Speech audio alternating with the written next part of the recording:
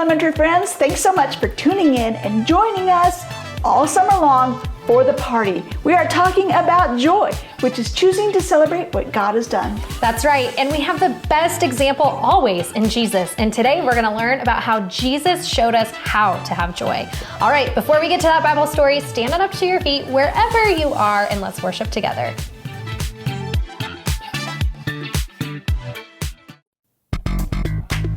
Party people, where you at? It's time to celebrate. It's time to get it started. The party's happening here. That's right. I turn up the music loud. Dance like nobody's watching. We got a reason to cheer. Let's go. 'Cause Jesus, your love is for everyone. We're gonna shine your light today.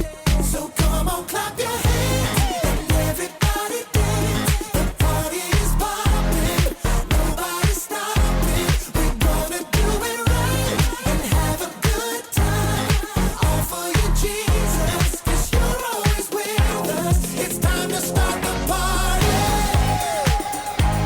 It's time to start the party. Oh yeah. All right.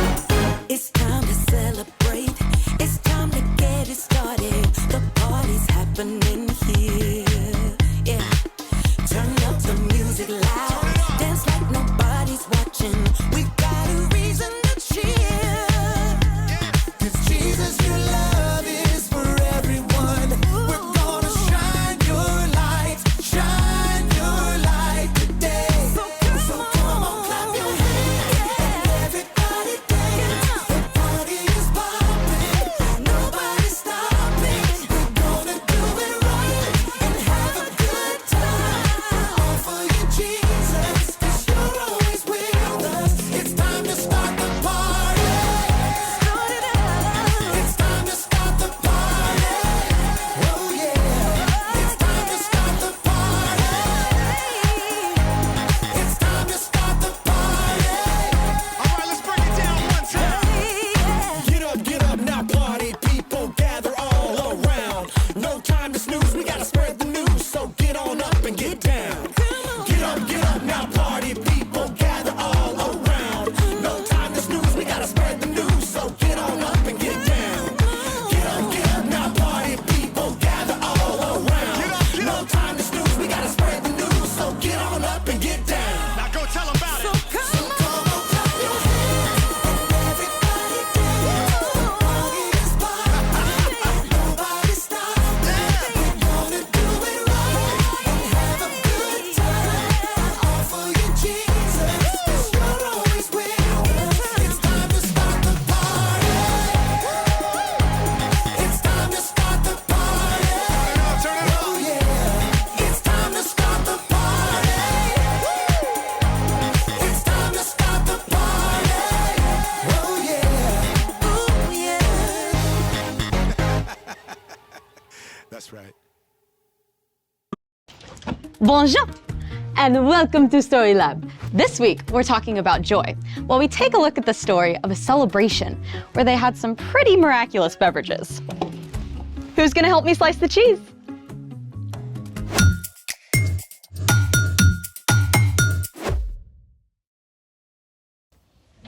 Hey Skylar, I got your text, but why was it all emojis? Hey there, welcome to the party. Barbara. Up. Intros first. Hey everyone, welcome to Story Lab. I'm Barbara. And I'm Sebastian. This week, we're talking about joy, which is choosing to celebrate what God is doing.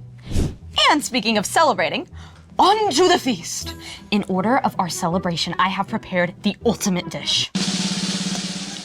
Ta-da! I call it macaroni and cheese a la mode, covered with chocolate avocado and ginger snap crumbles. Mwah! Okay, I give up. What is all this? Why the emojis? Why the avocado? And why are you Barbara? Silly Sebastian. Today is our July Day extravaganza. July Day? Yep, I made it up. You don't say. You know those random holidays like Talk Like a Pirate Day that sound fun but almost no one actually celebrates? Arr. Well, I decided to take all of the holidays in July and mash them into one big celebration called July Day. We have National Mac and Cheese Day, National Emoji Day, Barbara Day, all together in one big extravaganza. That actually sounds kind of cool.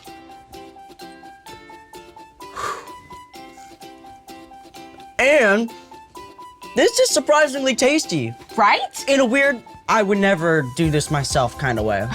There's always a reason to celebrate, and in honor of July Day, I've planned a special experiment. Let's make it! For today's experiment, we're going to make that classic soft drink, root beer. Oh, so National Root Beer Day is also in July. No, that's in August. Keep up. But, sure. To start, you'll need 2 liters of distilled water, 1 cup of sugar, 1 bottle of root beer extract. Root beer extract was traditionally made from sassafras bark, but currently contains wintergreen, licorice, and vanilla. Thank you, random announcer voice. You will also need red and green food coloring, kitchen tongs, a large bowl, a stirring spoon, and our secret ingredient, 1 pound of dry ice. Warning! Always have adult supervision when dealing with dry ice. What he said. Where do we start? Step 1, you'll need to add all of your ingredients to the bowl. Start with the water first.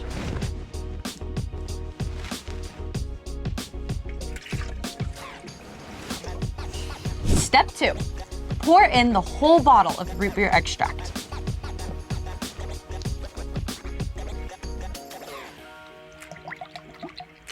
Step 3, add 1 cup of sugar and stir until the sugar fully dissolves into the water.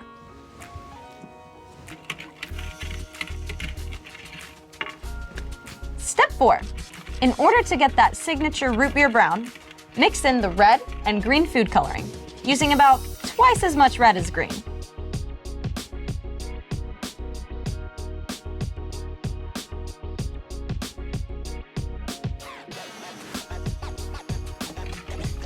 Now that's starting to look like some root beer. But it's kind of flat. Where are all the bubbles? That's where we bring in the dry ice. Step 5. I gotta ask, how can ice be dry? Dry ice isn't frozen water. It's actually frozen carbon dioxide. Oh yeah, carbon dioxide is what we breathe out when we exhale, right? Correct. And carbon dioxide also makes all the bubbles you find in soda. Let's do this. Wait! Do not touch dry ice with your bare hand or without a grown-up, because it's 109 degrees below zero. Yikes, that's Arctic. Ready?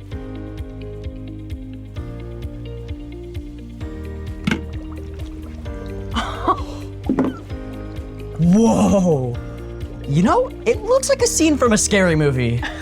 When dry ice is added to a liquid, it immediately changes to a gas through a process called sublimation. The gas fizzes, creating carbonation. Check out all the bubbles. Aw, cool. Could take a while for that dry ice to sublimate. While we wait, it's time for... The story before the story. Today, we're in the book of John, which tells the story of Jesus. Jesus came to earth as a baby. He's the Son of God, but we don't know much about his early years. We do know that, just like us, he had a lot to learn. As he grew up, Jesus became wiser, stronger, and more pleasing to God and to people. When Jesus was about 30 years old, he went down to the Jordan River to be baptized by his cousin John. God spoke from heaven and said, "This is my son, and I love him." Afterward, Jesus began to teach and gather followers. Which is where our story starts. Take it away. Hey everyone, I'm Jen. Hope you're ready to celebrate because we're headed to an awesome wedding in the village of Cana. So far, no one knew about Jesus, but this began to change at a wedding that Jesus attended in Cana, along with his mom Mary and his new followers. Everyone was enjoying the excellent feast and the wine that went with it. At that time, water often wasn't clean or safe to drink, so most people drank wine. A wedding celebration would last for days, and the hosts were expected to provide all the food and drink for their guests. The wedding feast was in full swing until Mary noticed a big problem. All the wine was gone! This was a huge fail. Running out of wine meant that the bride and groom would be humiliated. Mary knew that her son was special. She turned to him and pointed out, "Do you see? They have no more wine." No wine? Well, that's a disaster. Total party foul. Jesus told his mother, Why are you telling me about this? The time for me to show who I really am isn't here yet. but Mary wouldn't take no for an answer.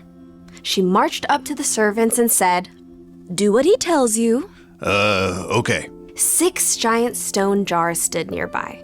These were used for ceremonial washing and could each hold more than 20 gallons of water. Fill the jars with water. You got it, boss. Why are we doing this again? His mom said we have to. Makes sense. You never want to disobey somebody's mama. After the jars were filled, Jesus told the servants, Now dip some out. Take it to the person in charge of the dinner. 1 cup of water coming up. Hey, this looks different. The servants took the cup to the guy in charge of the feast. You can imagine they were pretty nervous about how this was going to go down. He's drinking the water. I don't think that's water anymore. Sure enough, the guy in charge immediately pulled the groom to one side. My friend, what is this? Everyone brings out the best wine first, but you have saved the best until now. I did? I did. I think. The bride and groom were saved from major embarrassment, and everyone could continue their celebration. Jesus chose to turn water into wine as his very first miracle. He did something incredible, simply so a group of family and friends could continue to celebrate and enjoy each other's company. The end! Those servants, can you imagine their faces? Total shock. Cleaning water one moment, expensive wine the next. God loves a celebration for sure. So, what's our part in the story? Well, Jesus showed how important it is to find joy in spending time and celebrating with family and friends. So go to all the birthday parties. It's true that parties are great, but that's not the only way we can celebrate. Usually, it's just looking to share some joy in the ordinary, everyday things. Like if you just finished reading a great book, you can share it with your friends so you can both enjoy it. Or you can celebrate that it's Friday and give some cookies to your neighbors. When my mom and I finish weeding the garden, we celebrate by making super awesome frosty lemonade. Celebrating the little things can bring so much joy to your day. Oh, my new puppy just learned how not to pee on the carpet. Can we celebrate that? Absolutely. I bet your mom is celebrating already. I think I saw tears of joy.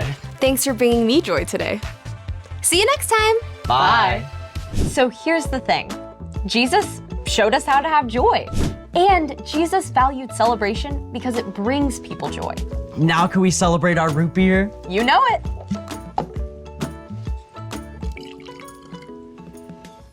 Cheers. Cheers. Ooh, that's good.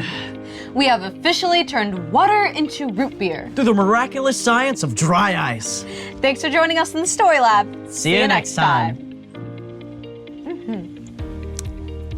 We gotta make more of this. Thanks so much for joining us, friends. That's right. Keep the party going all week long and join us right back here next week for some more fun. See ya.